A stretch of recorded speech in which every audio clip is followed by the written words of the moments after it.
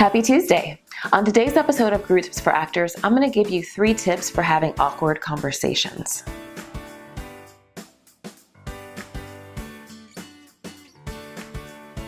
Hey there, it's Asia Ray Coleman, founder of Acting Resource Guru, and as actors, I'm always telling you that you are the CEO of your business, and it's true, you're the boss.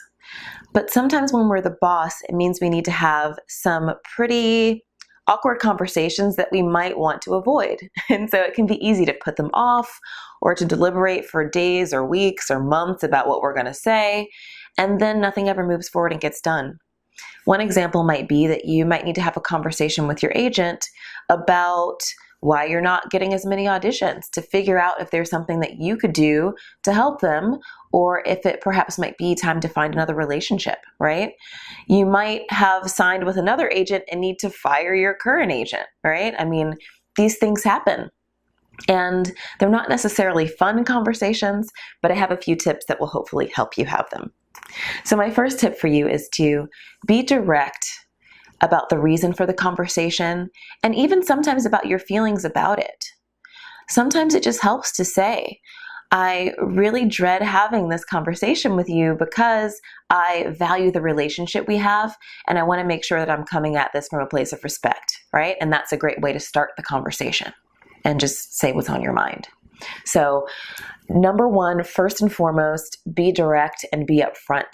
My second tip for you is to practice what you want to say, because you want to make sure that you keep it brief.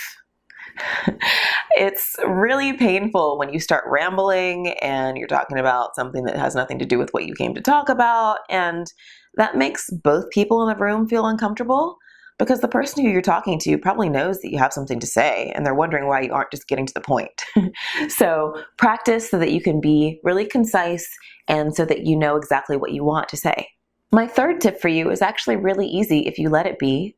Once you say what you need to say, stop talking and listen. Be open to the person's response. Make sure that you're actually listening to what the person is saying and not in fight or flight mode, because you're so stressed out. That is what can escalate conversations into a real state of awkwardness. Otherwise, you might just be able to resolve it quickly and move on, and it might not be as bad as you think it is. So I hope these 3 tips help. Join me for the next episode of Guru Tips for Actors next week. I will see you then.